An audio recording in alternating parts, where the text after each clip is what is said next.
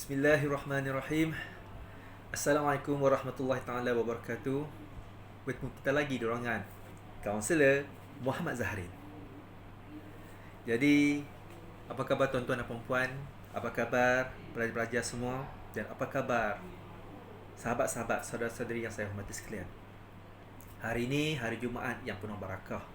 Jadi, apa salahnya saya berkongsi ilmu?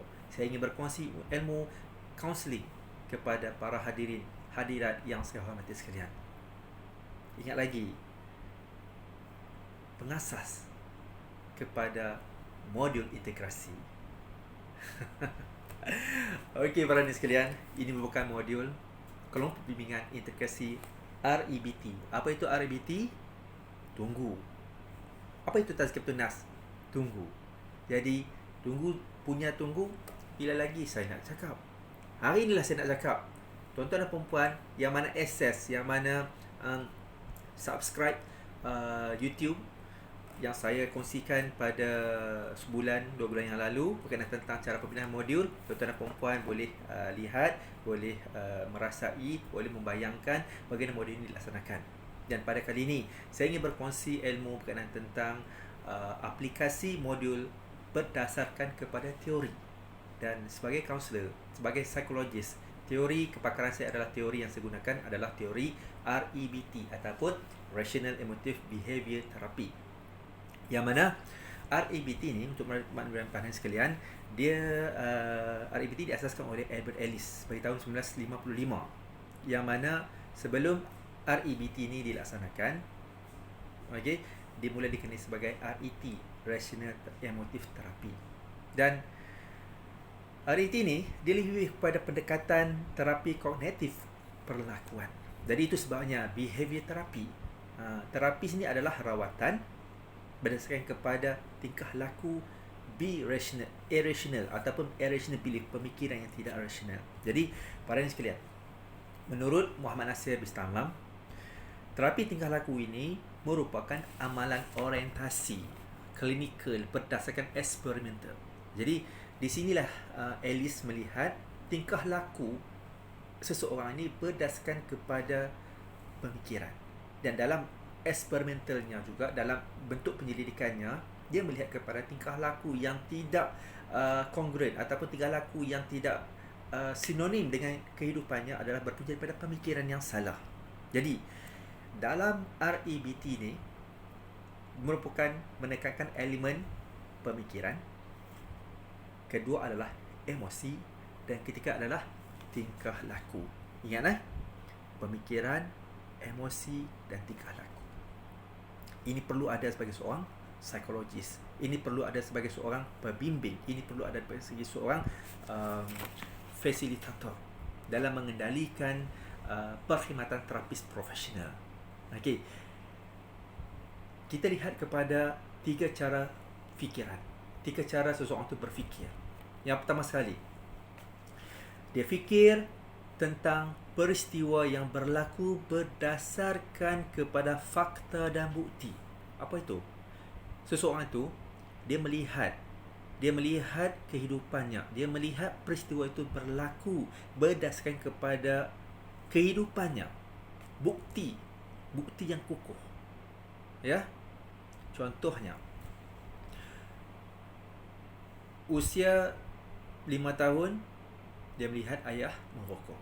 Buktinya adalah rokok yang dihisap oleh ayah. Dan peristiwa itulah menyebabkan dia sedang rasa macam keenakan untuk hisap rokok. Ini salah satu benda yang negatif. Okey, lain daripada itu, apa yang boleh saya katakan di sini adalah peristiwa ini berdasarkan pada fakta. Fakta tu bukti bahawanya dia bukan lebih kepada fantasi, tetapi adalah bentuk yang reality. Jadi, dalam peristiwa itu, seseorang tu akan membuat pemikiran terhadap fakta. Jadi, fakta peristiwa yang digambarkan melalui visualize, dan fakta itu masuk kepada elemen kognitif, pemikiran. Dan keyakinan pemikiran yang salah itu ditonjolkan melalui bukti-bukti yang terdahulu, bukti-bukti yang sahih. Jadi kenapa seseorang tu berhadapan dengan dilema? Sebab dilema itu adalah berdasarkan kepada peristiwa yang dilihat, disimpan, dan buktinya adalah kukuh.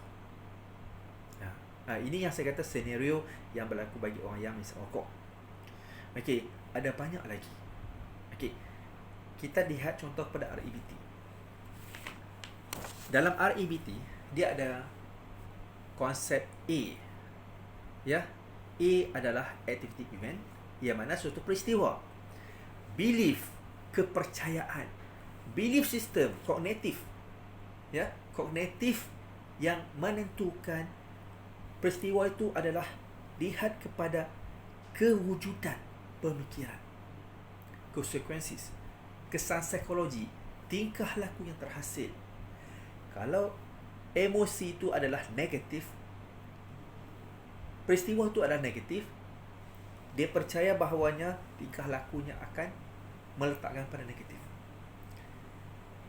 Kita lihat. Peristiwa ini boleh berlaku kepada beberapa fakta. Fakta yang pertama, contohnya, dalam keluarga ada 2 orang anak, seorang abang, seorang adik. Bila adik sering dimanja, sering disayang, abang pula sering dimarah dan sering dipukul. Peristiwa yang berlaku itu mengakibatkan anak-anak akan berhadapan dengan isu. Dia menyimpan perasaan. Sebab macam mana? Menyimpan melalui hati dan dari segi pemikiran. Pemikiran kata, mak tak sayang saya, ibu tak sayang saya. Ibu saya sayang saya. A kata, untuk abang ni, A ini adalah ibu tak sayang saya, ibu benci saya. B, anak yang kedua ni, ibu sayang saya, jadi padam kurangnya abang. Jadi pemikiran. Pemikiran ini menjurus kepada tingkah laku. Pemikiran yang mana? Tingkah laku abang yang bersifat marah ni, apa yang dia buat adalah dia akan bawa peristiwa ni ke sekolah. Dan di sekolah dia tidak ada motivasi. Dia tak buat kerja sekolah. Dia rasa macam tak dihargai, tak disayangi. Manakala adik yang sering dimanja, yang sering kali diberi kasih sayang yang lebih daripada abang, adik dia berhadapan dengan tingkah laku yang dimanjakan atau pampered. Ya, para pendengar sekalian. Jadi di sinilah ada kita lihat kepada irrational belief ni, irrational pemikiran ni. Dia percaya bahawanya bila kata ibu yang sering marah dia, tingkah lakunya adalah dia kurang motivasi, tak nak buat sekolah, tak nak ke sekolah, ataupun dia berkawan dengan kawan-kawan yang bagi keseronokan pada dia. Manakala adik yang disayangi, dikasihi oleh ibu, pergi ke sekolah, dia pergi kerana kasih sayang ibu, dia akan belajar dengan sungguh. Ada 2 senario yang pasangan. Jadi di sinilah kita melihat saya fokus kepada pemikiran yang salah, irrational belief, pemikiran yang tidak rasional. Contohnya abang, bila dia menganggap bahawa ibu tak sayang dia, apa yang kata? Adalah benci. Semua perempuan yang ada di dunia ni, contohnya abang, yang lelaki ni, ibu ni tak sayang dia. Bila ibu tak sayang, apa yang berlaku? Ya, kurang motivasi. Kadang-kadang emosi yang tak stabil ini mengakibatkan dia cepat marah. Ini yang berlaku. Dan kebiasaannya para pendengar sekalian, bila kata konsekuensi ni, kesan psikologi terhasil ni, tingkah laku yang contohnya deviant. Bagaimana deviant ini berlaku? Deviant ini berlaku akibat oleh tingkah laku yang binormal. Abnormal ni yang mana belajar sekolah buat, dia tak nak buat. Sekolah pergi, dia tak nak pergi.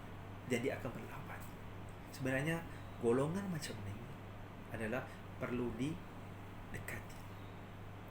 Bila kata kita dekat, kita memahami dan dia rasa dihargai. Tetapi hakikatnya tingkah laku ni sebenarnya golongan ni kesan psikologi yang negatif terhasil ni, dia nak kasih sayang. Pelajar yang deviant, pelajar yang ponten sekolah, pelajar yang sering marah, sebenarnya dia ada perasaan, dia perlu ada kasih sayang. Jadi sebagai ahli psikologi, sebagai seorang pembimbing, tak kiralah akan akrab ke, tak kiralah di kalangan sesiapa sekalipun, D adalah sebagai salah satu dispute. Apa itu dispute? Dispute adalah nantikan cerita yang kedua. Jangan lupa subscribe saya, Kaunselor Muhammad Zaharin, di YouTube, dan jangan lupa juga dapatkan buku modul yang intervensi kaunseling di Malaysia, dan fokusnya kepada pelajar tahfiz di seluruh Malaysia, dan dapatkan dengan harga RM60 kalau nak beli. Sekian, Assalamualaikum. Kalau nak beli, sekian, Assalamualaikum warahmatullahi taala wabarakatuh. Stay tuned.